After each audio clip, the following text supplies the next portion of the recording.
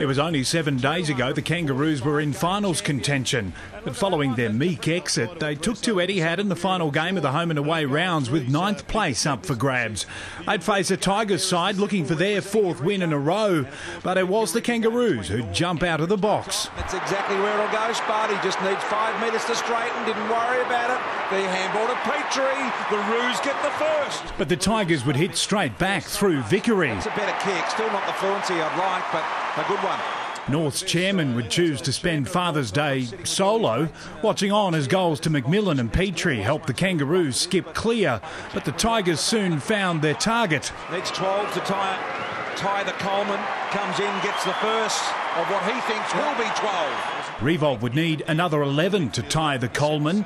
Aaron Black would post his first in footy and enjoy the attention from his fellow shinboners as the Kangaroos ran the Tigers off their feet. Will the running shot at goal make any difference? And have a look at that. It does, because he didn't have to think about it. But Richmond would crumb their way back into contention. White from the boundary line. Rewalt, is he being held? They're both holding each other. Rewalt wanted it off the ground. Nahas kicks it. North Melbourne would take a 13-point lead into quarter time and the Tigers would soon take a bite out of it. He guarded it, spilled to Nahas, round the corner, great kick Nahas. At times the Kangaroos triple teamed Jack Revolt, but it made little impact. Beautiful hands, Cochin to Martin. Vickery's got the long ball he wanted. Jack's hanging around the back. He'd mark another one off the tally and moments later he'd boot them into the lead. Look at Jack. Here he comes for his 3rd goal. The Coleman's not out of the question. Jack kicks it. But the Kangaroos would reply immediately, ending a run of 4 straight goals. Adams plays on, gets a little one there to Harvey, needs a good set. Got the skill to get around and kick the goal. North are back in front here. With nothing but 9th place at stake, these two sides still went at it, the Tigers roaring in the 2nd quarter. Rawlings ran back into Rewald, stolen by Nahas. Oh, brilliant. How do you like that?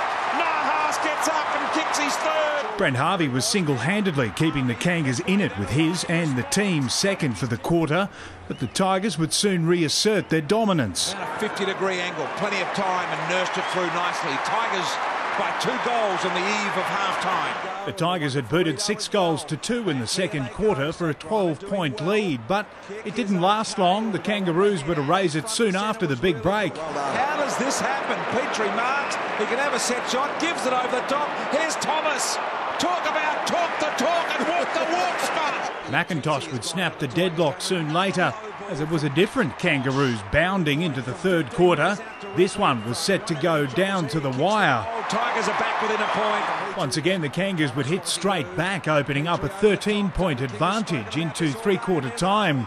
Nahas would give the Tigers just the 4th quarter start they needed. Don't they love to do that? And moments later, he'd bob up right in the hot spot. Here they come, Miller's under the ball, over the top. In the blink of an eye, the Tigers were back in the contest. Scores level, last quarter action of the last game of the year. The Tigers would edge in front through Martin before their run of 3 straight would end through Edwards. This one's got the journey. It looks good as well.